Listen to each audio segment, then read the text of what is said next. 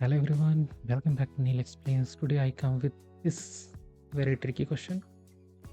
Many find it very tricky, but when we solve it step by step, we will find the answer, actually right answer. Okay, so as we know, we will apply here PEMDAS rule. Different operations are set according to this PEMDAS. So our question is 7 plus 7 divided by 7 plus 7 multiplied by 7 minus 7. There are a series of 7. Okay, 7 7 7 7 7. So first what we consider here, there are difference. There are no similar same category. Or then we will solve the simple. First, is there any parenthesis? No, there is no parenthesis. Exponential, there is no exponential. Then we find the multiplication part. So first we will go for this part.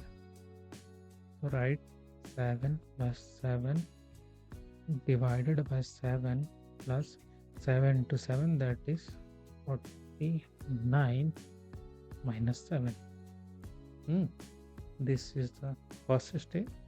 Now in the second step, after multiplication, we can see here the next priority will be division.